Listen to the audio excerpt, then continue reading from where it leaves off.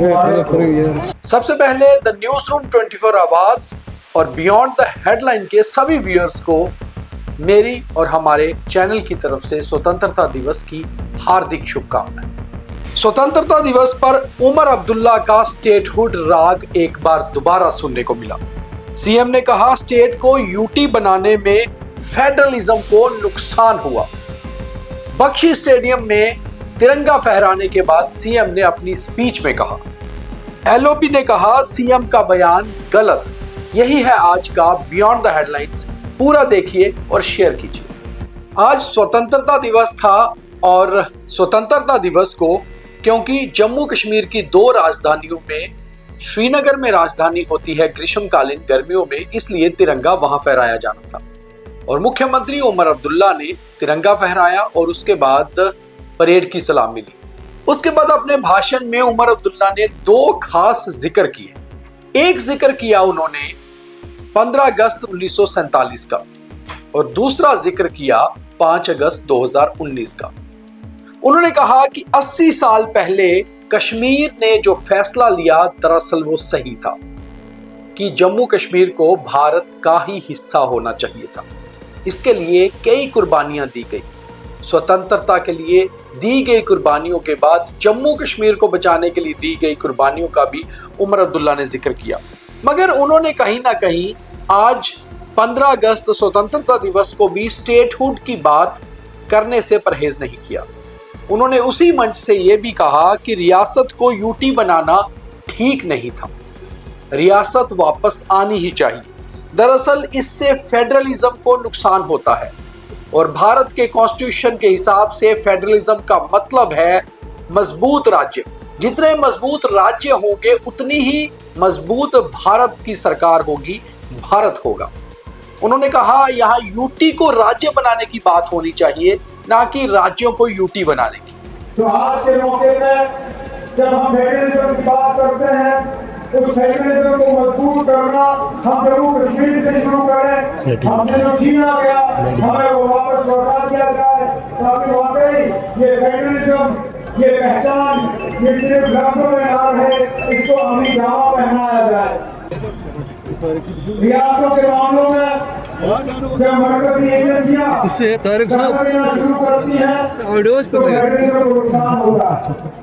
जब रियासत की ताकतें, रियासत के पावर्स वो इरोड की जाती हैं, उनको गोपनीय किया जाता है, तो फेडरलिज्म को नुकसान होता है।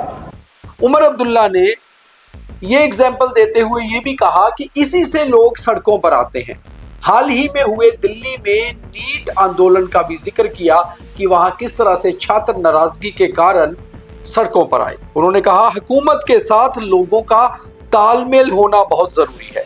जब रियासत को दी गई पावर्स, उनमें सेंट्रल एजेंसीज का इस्तेमाल किया जाता है, फेडरलिज्म को नुकसान होता है और उसका नतीजा अक्सर बेहतर हम सड़कों पर देखते हैं। पिछले दिनों जो इस मुल्क के नौजवानों की तरफ से एहतजाज हुआ, जो प्रोटेस्ट हुआ, जो दिल्ली की सड़कों पे हमने देखा, जो जंतर मंतर में देखा, वो इसी बात का नतीजा था।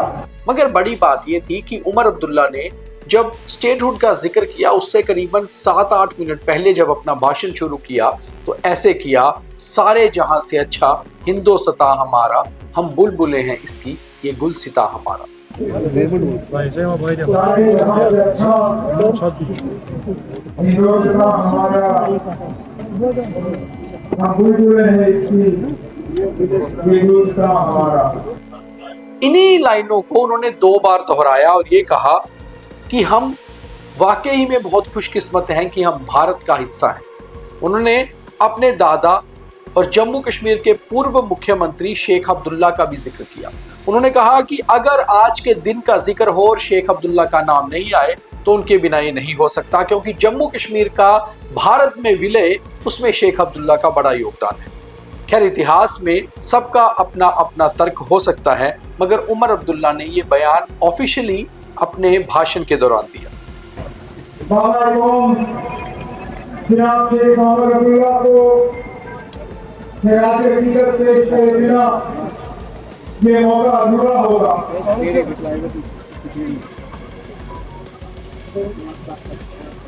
हिंदुस्तान की फौज यहाँ पहुंचने से पहले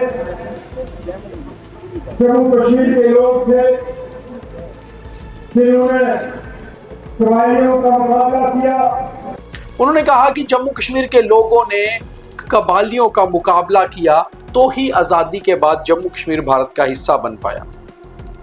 उन्होंने जो जिक्र 80 साल पहले का किया आजादी का, ये कहा कि उसी साल जम्मू कश्मीर जब भारत का हिस्सा बना था, उसके लिए हमें गर्व है कि वो फैसला जो हमारे बुजुर्गों ने किया वो बहुत सही था। जब मैं सरहद के पार और एलओसी के पार के आज हालात देखता हूं तो मुझे पता चलता है कि 80 साल पहले हमारे लीडरों ने जो हमारे लिए फैसला लिया था वो सही फैसला था। जिन लोगों ने ये नारा बुलंद किया था हमलावर खबरदार, वो लोग सही थे। जो उन्होंने कुर्बानियां दी वो कुर्बानियां सही थी। इसी मौके पर उमर अब्दुल्ला ने पीओके का भी जिक्र किया। उन्होंने कहा जो हिस्सा हमारा उस तरफ रह गया है वो भी हमारे में आना चाहिए।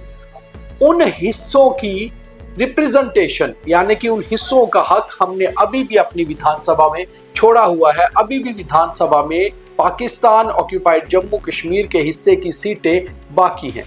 वो हिस्सा जम्मू कश्मीर का वो हमारा ही है। हम उन लोगों को अपना ही समझते हैं, कोई पराया नहीं, कोई गैर नहीं।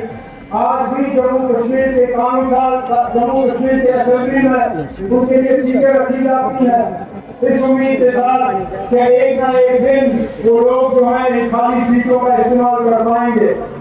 मगर मुख्यमंत्री उमर अब्दुल्ला ने बहुत ही स्मार्टनेस से, बहुत ही अच्छे तरीके से स्टेटहुड का जिक्र किया। डायरेक्टली तो नहीं कहा कि हमें स्टेटहुड वापस कब मिलेगी, जिस तरह वो हर बार बयान में कहते हैं, मगर इस बार उन्होंने कहा कि रियासत को यूटी बनाना गलत था।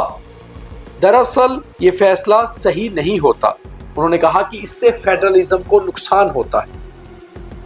इस कार्यक्रम के बाद उमर अब्दुल्ला जब वहां से निकले तो उसी कार्यक्रम में मौजूद विपक्ष के नेता सुनील शर्मा को मीडिया ने घेर लिया और उनसे पूछा कि मुख्यमंत्री ने भाषण में स्टेटहुड का जिक्र किया है और जिस तरह से हमेशा एलओपी करते हैं, उन्होंने कटाक्ष किया और कहा कि दरअसल 5 अगस्त 2019 को जो हुआ वो सही हुआ था। फेडरलिज्म के हिसाब से वो एक नया जम्मू कश्मीर था और जम्मू कश्मीर का पूर्ण विलय उसी को कहा जाएगा। अब आप लोग ही कमेंट करके बताएं कि क्या मुख्यमंत्री का कमेंट सही था या जो एलओपी कह रहे हैं वो सही है। और जिस तरह मुख्यमंत्री ने अपने भाषण में 2 खास सालों का जिक्र किया, 1947 का और 2019 का, क्या जम्मू कश्मीर का सही तर्क वही है? और हर एक का अपना अपना तर्क हो सकता है, मगर कमेंट और शेयर जरूर करें। जय हिंद।